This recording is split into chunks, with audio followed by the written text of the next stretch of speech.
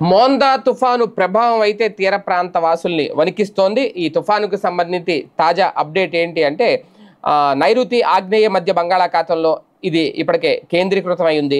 గడిచిన 6 గంటల్లో గంటకి 18 కిలోమీటర్ల వేగంతో కదిలింది. ఈ క్రమంలో మంగళవారం ఉదయానికి తీవ్ర తుఫానుగా మారే అవకాశం ఉంది అని చెప్తున్నారు. దూసుకొస్తున్న మోందా తుఫాను వణికిస్తుంది. విశాఖకు దక్షిణ ఆగ్నేయంగా 600 కిలోమీటర్ల దూరంలో, కాకినాడకు ఆగ్నేయంగా 570 కిలోమీటర్ల దూరంలో, చెన్నైకి తూర్పు ఆగ్నేయంగా 520 కిలోమీటర్ల దూరంలో, అలాగే పోర్టు బ్లెయిర్కి పశ్చిమంగా 750 కిలోమీటర్ల దూరంలో ఈ కేంద్రీకృతమై ఉంది తుఫాను. కాకినాడ సమీపంలో ఖచ్చితంగా మంగళవారం తీరం దాటే అవకాశం ఉంది అని చెప్తున్నారు. ప్రభుత్వం దీనికి సంబంధించి ముందస్తు చర్యలు కూడా తీసుకుంది. ఇప్పటికే దాదాపు సహాయ చర్యలకు 19 కోట్ల రూపాయల వరకు విడుదల చేసింది.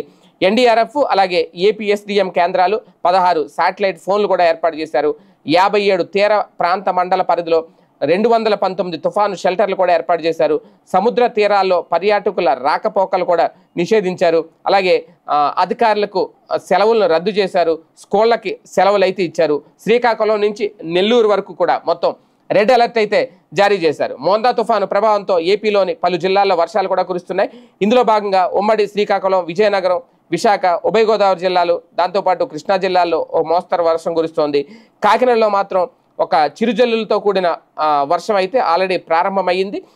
ఉదయం 10 గంటల తర్వాత అది కూడా తర్వాత కాస్తంత ప్రస్తుతం అయితే అంతగా అయితే వర్షం లేదు అనేది, అంటే నేను ఈ వీడియో చేసే సమయానికి మధ్యాహ్నం సమయానికి.